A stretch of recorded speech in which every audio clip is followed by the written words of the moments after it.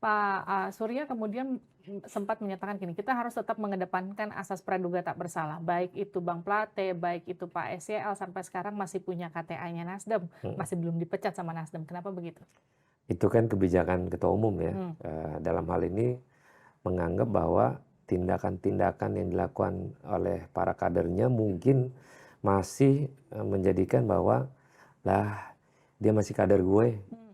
ya udah nanti aja, biarkan itu keputusan gue. Itu kan semua keputusan ketua umum, Hmm. bukan keputusan kita, tapi ketua umum lah yang memutuskan dipecat atau tidak. 3 menteri terbaik Nasdem, sisanya 1, Bu Siti Nurbaya. 2 sudah out. Anda melihatnya ini upaya untuk mendepak Nasdem dari kabinet nggak?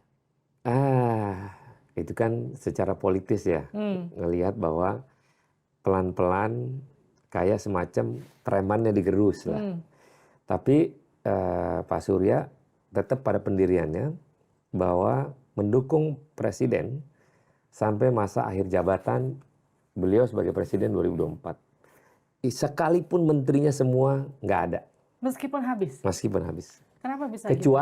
Kecuali presiden sendiri yang mengumumkan Nasdem keluar dari koalisi. Ya ngusirlah secara langsung. Kalau itu memungkinkan kita keluar dari pemerintahan. Tapi kalau presiden tidak pernah berucap bahwa Nasdem keluar dari pemerintahan, Pak Surya tetap solid mendukung Pak Presiden, sekalipun menterinya nggak ada. Kenapa bisa seperti itu?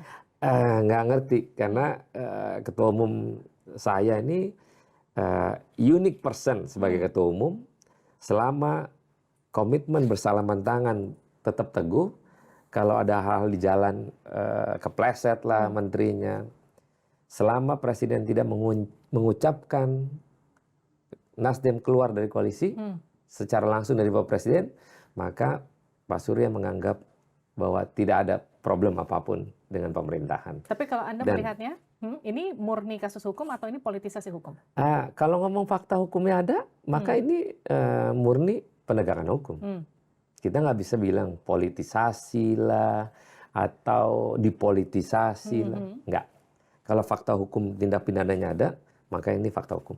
Oke, ini menurut Anda ini adalah fakta hukum, bukan politisasi hukum, meskipun orang-orang berpikiran apakah mungkin ini ada urusannya ketika Nasdem adalah partai pertama yang mendukung Anies Baswedan kala itu sehingga membuat Pak Jokowi kurang berkenan? Ya, kan akhirnya Pak Jokowi menyampaikan itu secara terbuka. Ada 3 calon, ada Anies, ada Ganjar, ada Prabowo. Dan itu fakta bahwa bukan ketidaksukaan atau mungkin tidak welcome dengan seorang Anies Baswedan. Toh akhirnya alhamdulillah sekarang Pak Presiden mengakui ada 3 calon di sini sekarang. Dan calon pertama kita lah yang memiliki cawapres.